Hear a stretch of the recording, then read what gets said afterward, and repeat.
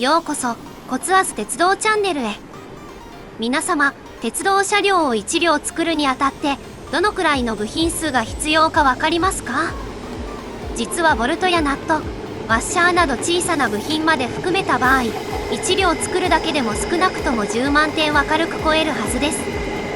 ちなみに車の場合は3万点程度必要となっており、こういった走る乗り物を作るにあたってはいかにたくさんの部品が必要かわかるのではないでしょうか。さらに日本の鉄道車両は生産量数の割に、車両ごとにまたはその車両を運用する鉄道会社ごとに専用部品を用意するケースが多くなっています。これらは自社の路線環境や整備環境に最適化した上で、自社で扱うとなった際に取り扱いを容易にすることができる反面、専用部品の新規開発品目が多くなれば多くなるほど、開発費用や量産効果を得られにくくなることに関連した製造費用の増大など、初期コストというのも多くなってしまうのです。このことを受けて近年では規格や部品の共通化が進み、2024年に入ってからは JR 東日本と JR 西日本の間において、一部車両部品の共通化を図っていくプレスリリースが出されました。ところで JR 東日本と JR 西日本はどのように部品共通化を図るのでしょうか。また JR 東日本と JR 西日本の間で部品共通化を図る狙いとは一体何があるのでしょうか。そこで今回は JR 東日本と JR 西日本の部品共通化について他社の事例なども交えながらどのように実施していくのか、ウプ主の試験をもとに解説・考察をしていきます。それでは本編へどうぞ。実は昔から多用されている部品共通化。大手の鉄道会社を中心として日本の鉄道会社は多くの場合、新車を開発するにあたっては各メーカーに依頼しますが、基本的には自社または自社とメーカーの共同開発にて、自社製の条件に合った各種部品を特注のスペックで発注し、それを各メーカーが製造して納入の上で使用されます。この部品というのはネジやボルトやナット、ワッシャーなど小さな部品まで含めて視野を広げてみた場合、1両あたり10万点は優に超えることが想像できます。もちろんこの部品全てが専用部品ということはなく、特注部品となるのは主要部品がメインとなるのですが、それでもその主要部品は開発費も製造費も高価です。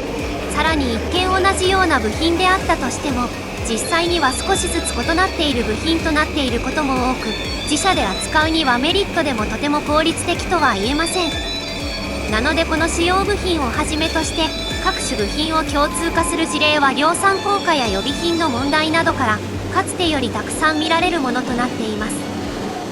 例えば西武では初の高性能車である601系で、当時の国鉄が採用している主要部品と同じ設計の部品をほぼそのまま流用、自社の取引先に作らせて搭載をしております。これは大量に製造される国鉄規格部品を採用することで、開発コストだけでなく国鉄の量産効果で製造費も安くできるという発想です。この考えは当時の西武らしいとても合理的な発想といえ、後の701系や801系でも同じ機器が搭載されました。ちなみにこの時西武は国鉄に対して交換条件として、2枚の両開きドアを1枚のドアエンジンで駆動できる合理的な機構を持った ST 式閉じ目装置という閉じ目装置の無償提供をしており、国鉄では103系よりこの ST 式閉じ目装置を本格採用し、両開きドアを備える車両の増加によるドアエンジン保守費用の削減を達成。提供した側の西武も大量に採用される国鉄で採用されたことにより、こちらの量産効果によるコストダウンも出ていると思われます。このように会社を超えた部品の流用というのは過去から現在に至るまで意外と多数見られています。近年では相鉄が1万系で E231 系、1万1000系で E233 系と JR 東日本の車両設計をほぼそのまま流用して新車を導入したことがあるほか、日立のエイトレイン、川崎重工及び川崎車両の E フェイス、総合車両製作所のサスティナ、日本車両製造の N クオリスなどのように車両メーカーで標準規格を定める例が多数見受けられるなど、車両に関する各種共通化の流れはすでに到来しており、現在の電車は多くは何らかの規格に沿ったものとなっています。またヨーロッパをはじめとした他国に目を向けてみると、車両メーカーが仕様としてほぼ統一された規格の車両を開発しており、その規格品から自分のところに一番最適なものを選び、それに対して一部のカスタマイズを加えて使うというような、より進んだ規格統一化の流れが出来上がっていることもあります。いわゆるセミオーダーメイドというような考えであり、代表的なものとしてはドイツ、シーメンスの汎用電気機関車であるユーロスプリンターシリーズというのが挙げられます。このユーロスプリンターはヨーロッパ各国で導入され、この他にも韓国やアメリカでこれをベースにした機関車の導入例があります。このようなセミオーダーメイド形式で導入する事例は、日本でも路面電車で複数の事例が存在しており、またヨーロッパの規格を採用した路面電車も日本で走っております。JR 東日本と JR 西日本の共同開発。ところで2024年7月5日付にて JR 東日本と JR 西日本はとある共同声明を出しました。それは JR 東日本と JR 西日本が車両の装置、部品共通化の検討を開始というプレスリリースの題名によるもの。すでに JR 東日本と JR 西日本は2024年4月に覚書を締結し、共同で在来線車両の装置、部品共通化の検討を開始しており、それに関連した連携内容を発表する内容となっていました。今回は在来線においてこのような覚書を発表しましたが、実はこの両社は北陸新幹線の金沢延伸開業以降、すでに共同開発をした実績を有しています。それが北陸新幹線と上越新幹線で使用される車両である JR 東日本の E7 系と JR 西日本の W7 系。車両は外観から見ても車内から見てもほぼ全て同じであり、ロゴマーク、車両番号表記、編成番号表記を見ない限り E7 系か W7 系かの見分けはかなりつきにくい上に、E2 系をベースに E5 系や E6 系などでも実績がある部品を多用し、機械的な面で見た場合 JR 東日本の色が濃くなっている車両ですが、先頭部の窓ガラス周囲部分が少しもっこりしている、いわゆるキャノピー型の運転台を採用したことについては、500系新幹線を開発した JR 西日本が開発に参画したことで実現するなど、JR 東日本の色が比較的濃くなっているとはいえども、JR 西日本が参画していなければ実現しなかった事柄も多数あり、実は両社が共同開発したことを強く匂わす車両です。さらに北陸新幹線においては E7 系と W7 系の共同開発、およびこれを使用した会社間の相互直通運転のほか、新幹線の自動運転の実現に向けた技術協力も両社間にて検討中であり、今回の在来線車両の装置、部品共通化検討については、それらの延長線上とも取れるような声明だと言えるでしょう。ただしこれまでの JR 東日本と JR 西日本の共同事業については、あくまでも北陸新幹線をはじめとした新幹線関連の事業のみでした。今回そこから枠組みを超えて在来線分野での提携となり、このような在来線における技術的な提携は初めてのこととなります。どのくらい共通化を進めるのか？在来線の分野における JR 東日本と JR 西日本の共同事業は、衝撃を受けた人も視聴者の中には多いのではないでしょうか。というのも JR 東日本が管轄する路線と JR 西日本が管轄する路線の間では、その使用環境などが大きく異なることにあるからです。ところで JR 東日本と JR 西日本の間において、部品の共有はどのくらい進める予定としているのでしょうか。 JR 東日本と JR 西日本が共同で発表したプレスリリースによると、まずは一部の装置や部品から共通化の検討に着手するとしています。まず共通化するとしているのは台車周りの部品と行き先表示器、パンタグラフなどとしています。台車周りの部品については台車装置本体の他にも、電車を動かすための主電動機、そしてオイルダンパーについて JR 東日本と JR 西日本の間で共通化したいとしています。一方で各鉄道事業者の独自の仕様となるもの、例えば度配置、枚数、車体幅、長さ、前頭部形状などについては今後要検討という形を現状ではとっております。ここで特に驚かれるものについてですが、主電動機と台車関係ではないでしょうか。特に主電動機や台車関係の部品というのは各事業者がそれぞれ最適化したものをそれぞれ設計し、それを使用することが特に多い部品の一つだからです。台車については自社の使用する路線、環境などにおいて乗り心地などを最適化した設計のものを使うことが多い部品の一つ。主電動機についても自社の使用する路線、環境などにおいて要求される走行性能を満たすためにどのくらいの個数搭載するのかなど、さまざまな要件から使用が決定されることの多いものです。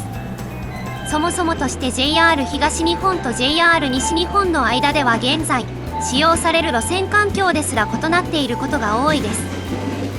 例えば主電動機は JR 東日本の場合は比較的小出力の低角地で短時間か負荷運転をすること前提に主電動機の小型軽量化を図る設計です。最近開発されたものではこの傾向が小さくなっていますが、209系や E231 系の世代の車両はこれが特に顕著であり、今でも他車と比較して比較的小さめの低角出力が目立ちます。一方で JR 西日本の場合は高出力化の傾向が目立ち、特に225系や321系などに搭載される WMT106 という主電動機は国内の在来線で最強クラスの低角出力を誇るものです。それ以外においても JR 西日本では高出力化傾向が目立っており、東西で考えが真逆というべき状態になっているのです。部品共通化の背景とは、このように文化圏から全く異なっているとも言うべき JR 東日本と JR 西日本の間の路線や使用環境ですが、どうしてこの両社が部品共通化をすることになったのでしょうか。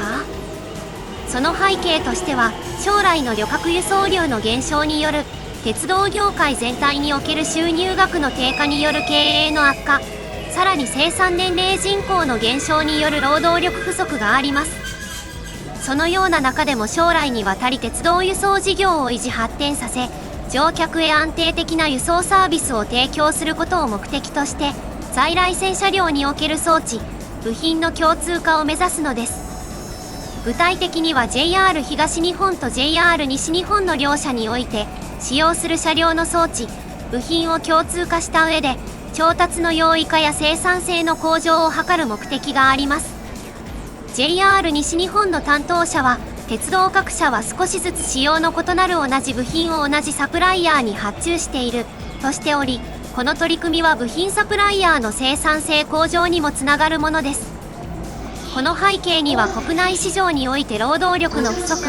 物価の高騰、困難な部品調達状況など市場環境は大きく変化していることがあり、車両メーカーやサプライヤーとも共同関係を作り、安全性、信頼性の確保、良質な輸送サービスの提供を目指します。この中で車両メーカーやサプライヤーについては、設計負担や生産コストの軽減等のため、独自に広報の標準化を推進するとしており、鉄道事業者は鉄道輸送事業を維持発展させると同時に、乗客に対して安定的な輸送サービスを提供するだけでなく、限られたリソースの中でも各鉄道事業者のインフラ事情や路線ごとに違う乗客のニーズ等に合わせた車両を導入しやすくするものです。さらに JR 東日本と JR 西日本という垣根を越えて、 JR 東日本の担当者は興味や関心がある企業と積極的に話したいとしており、車両設計分野において会社の垣根を越えて連携を深め、鉄道という分野全体により効率化を図っていきたい、そのような意図があるのではないのかと思います。課題としては装置、部品調達の容易化、製造における生産性の向上と設計プロセスの効率化というものが主に挙げられており、これに対する解決策については事業者の独自性と効率化のバランスに留意した上で、車両装置、部品の共通化を図っていくものとしています。先ほどまで紹介したように主電動機で見ても文化が違う上、車両の設計方針についても JR 東日本と JR 西日本で大きく異なり、 JR 東日本は単編成から長編成まであらかじめ対応できる構成とした上で、編成単位で調律を合わせていくようなオーソドックスな設計が目立つのに対し、 JR 西日本は 0.5M システムという独自の設計法で、運転に必要な機器類のほとんどを1両で完結する方式として、各車両の重量の平均化を図って揺れを抑えるだけでなく、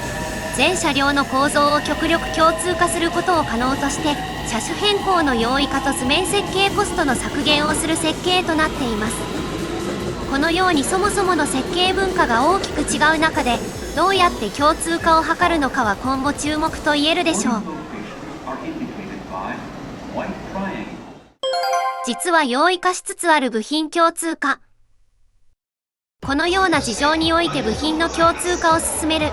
JR 東日本と JR 西日本の両社。しかし昨今の技術進歩の恩恵などもあり、在来線レベルではこの部品共通化がやりやすくなっていたりします。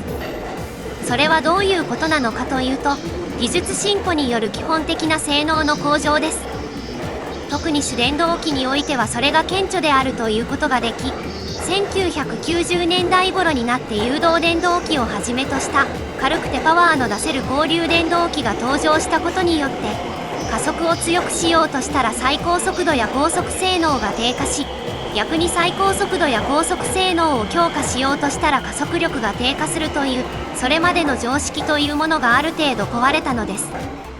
つまり加速力を高めながら最高速度や高速性能を上げるという相反する要素の両立がやりやすくなったというものがあります。もちろんギア比などといった要素も絡んでくるため、これが一概に全てというわけではないのですが、今では全く同じ足回りでもある程度は両立できてしまう環境です。実際 JR 東日本は JR 東日本で、 JR 西日本は JR 西日本で、自社内において部品の共通化はかなり進んでいる様子を伺えます。ということはつまり、ある程度最大公約数的な部品を設計の上で、その同じ部品を JR 東日本と JR 西日本だけでなく、それ以外の鉄道会社にも同じ設計の部品を供給する。そうすることによって部品の共通化を図ることによるロット数の増加に伴った生産コストの削減を達成すると同時に、部品メーカーの負担を軽減することも可能になるのです。ただし問題は台車の方かもしれません。こちらは各社で多種多様な形式のものが採用されており、現在ではだいぶその種目が減りつつあるとはいえ、各社それぞれ割とこだわることが多い部品かと思います。こちらは大手私鉄が特にこだわっていることが伺えると思われ、京急のようにクラシカルな台車を今でも採用し続ける事業者もあり、また現在ではボルスタレス台車という簡素かつ軽量な台車が普及し、新幹線を中心にボルスタレス台車を多用する事例が多いですが、先ほどの京急だけでなく東京メトロや阪急、京阪などをはじめ、独自の安全性理論や線路条件などに基づいて、このボルスタレス台車を嫌う鉄道会社も存在します。なので台車に求める性能の方がより各社様々ということができ、JR 東日本と JR 西日本の間では共通化が図れたとしても、より広い範囲でこちらの統一化をするのは悩ましいでしょう。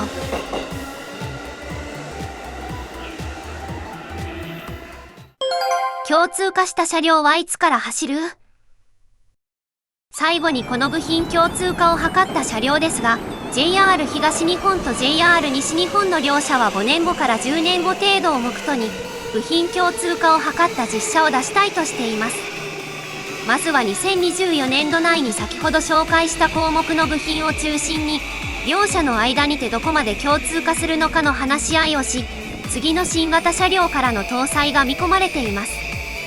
新型車両の開発には5年から10年程度かかるため、5年後から10年後程度を目途というのはここに由来すると考えられます。また運行規模が大きくなることで使用車両数が増える傾向にあり、ロット数が多くなる大都市圏で使用される電車から、まずは部品の共通化を図っていきたいとしております。おそらく JR 東日本では E237 系、JR 西日本では229系を名乗るであろう次世代の新型車両でこれが実現するのではないのでしょうか。ところでどの線区で使用されるのかですが、それについては知りません。しかし5年後から10年後という期間においては、2031年度を目標として JR 東日本では羽田空港アクセス線、JR 西日本ではなにわ筋線という2つの新線開業予定があります。もしかするとそこで使用される車両において、共通部品を用いた車両が導入されるかもしれないでしょう。またこの部品から始まる車両の共通化事業については、JR 東日本では首都建築を中心に4扉車が多いのに対して、地方都市圏を中心に比較して少数の3扉車も入れていること、逆に JR 西日本では圧倒的に3扉車が多いのに対して、207系や321系のような少数の4扉車も入れていることがあり、今後はそれぞれの分野で少数派になりがちではあるものの、それなりの量の車両を入れなければならない車両について、お互いの多数派車両を一部最適化して導入する可能性もあります。例えば JR 東日本の211系の置き換えに227系を入れる。逆に JR 西日本の207系の置き換えに JR 東日本の E235 系を入れる。そのようなイメージを持っていただけたら幸いです。実際にはそれぞれまた新しい新型車両が出るはずですが、特に JR 東日本は小賀線の EVE801 系について JR 九州の BEC819 系をベースにした車両としており、また GVE400 系は JR 北海道の H100 型と設計が共通であるなど、この手の共通化車両の導入実績は意外と豊富です。なので車両の置き換えに関しては特に JR 東日本を中心として柔軟に他社の設計を取り入れた車両を導入する可能性がありそうです。このように鉄道のさらなる維持発展を目的に厳しい世の中を乗り切るための施策である共通化事業。今後この事業がどのように進んでいくのか注目です。いかがだったでしょうか。今回の動画をご覧いただいたことによって JR 東日本と JR 西日本の間でスタートする部品共通化事業について、まずは台車周りの台車部品、主電動機、オイルダンパーや行き先表示器、パンタグラフなどから共通化を図っていくこと。過去に新幹線の分野で JR 東日本と JR 西日本の協業があり、今回の共通化はその延長線上とも捉えられること。背景には労働力不足や人口減少社会など厳しい国内市場の中で安定的な輸送サービスを提供しながら鉄道輸送サービスの維持向上を図っていくことがあること。 JR 東日本や JR 西日本以外にもその他の鉄道会社や部品メーカーをはじめ興味や関心がある企業とも積極的に話したいとしていること。実際にそれ以前から部品の共通化などの施策は過去から現在にかけて意外に多数見られること。今後5年から10年程度以内に実現したいとしており、次期新型車両からの導入が見込まれると思われることなどについて知ることができたのではないかと思います。この動画が参考になったと思った方はぜひ評価ボタン、コメントをお願いします。またコツアズ鉄道チャンネルでは鉄道など交通に関するさまざまな疑問や気になる事柄などを動画にして解説形式でまとめています。チャンネル登録をしていただくと最新の動画がいち早くご覧できますので、ぜひよろしくお願いします。それではご視聴ありがとうございました。